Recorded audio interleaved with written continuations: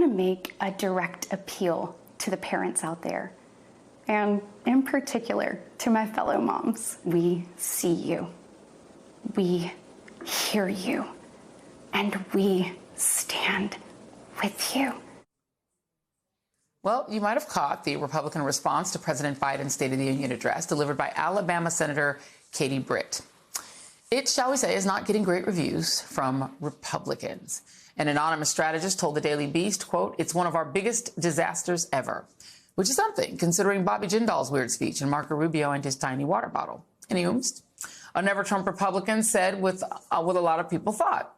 Former Trump aide Alyssa Farah Griffin tweeted, "Senator Katie Britt is a very impressive person. I do not understand the decision to put her in a kitchen for one of the most important speeches she's ever given."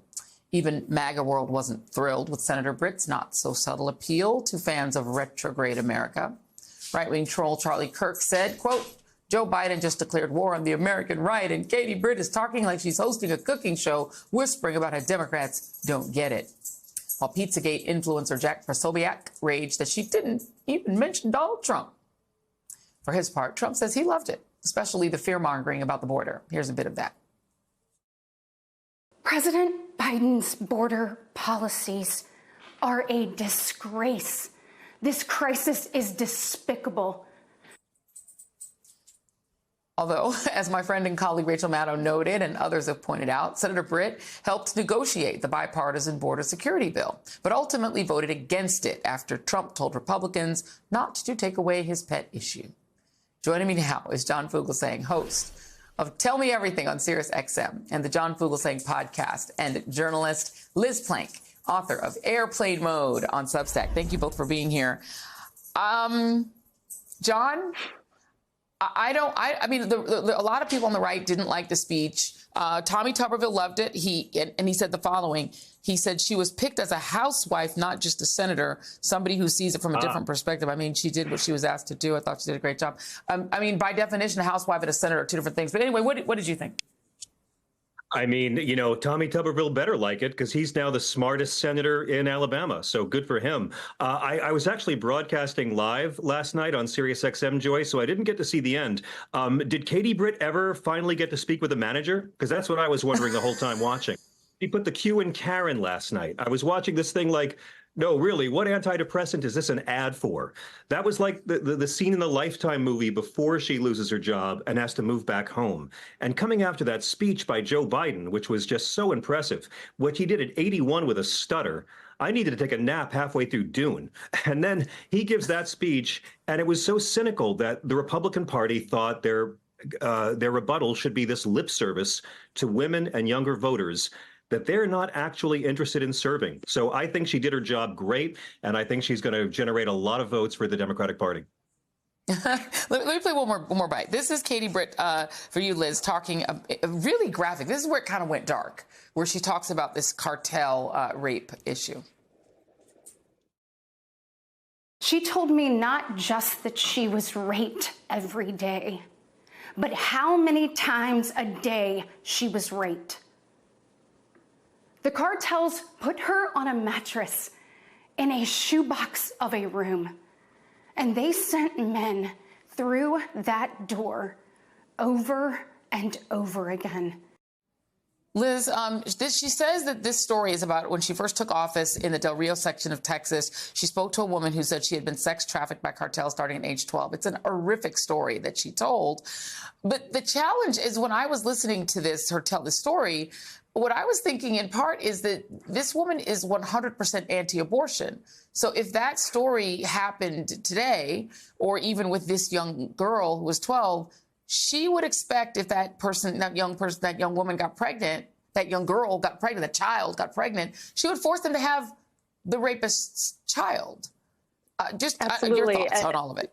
Yeah, that's a really, really important point. And she was doing her speech from Alabama where, abortion is illegal and makes no exceptions for rape or incest. And watching Katie Britt's rebuttal, it feels like that's probably what it felt like watching like the Titanic sink, where you're seeing a tragedy unfold and there's just nothing that you can really do about it.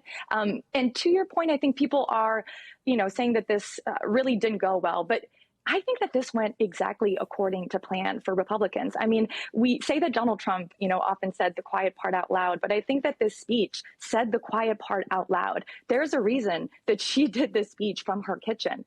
If we just look at the policies, not even what Republicans say, right, or even their intentions, just based on their policies, they want women to go back into the kitchen. They want women to have a lot of children and not have, the ability to choose if they want children or how many children they have. They want them to be subservient to their husbands. And so in a way, it just kind of revealed, right, what the Republican Party, where they're at right now and where they stand with women, that they would put their rising female star in her kitchen. Yeah.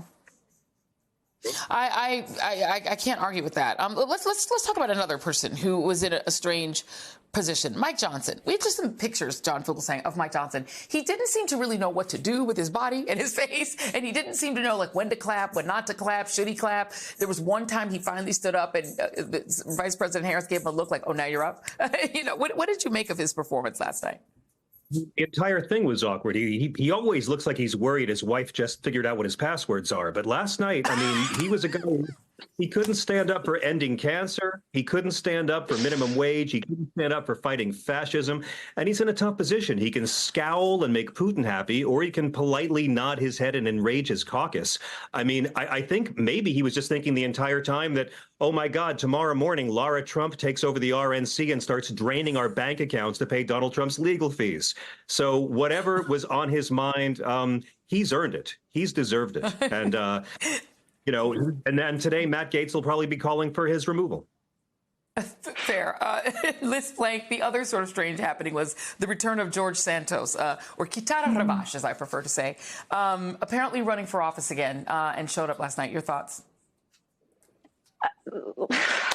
He just wants attention. I mean, to me, it's the Marjorie Taylor Greene with the MAGA hat, just using their time in office or using the privileges that they, have because of their time in office. In the case of George Santos, to elevate their brand as if they're influencers when they, are supposed to be public servants. But no, I wasn't surprised at all to see him there. I mean, of course he's there. He needs to sell more of his, videos that he does for, fans and whatnot. So and he has legal bills to pay too.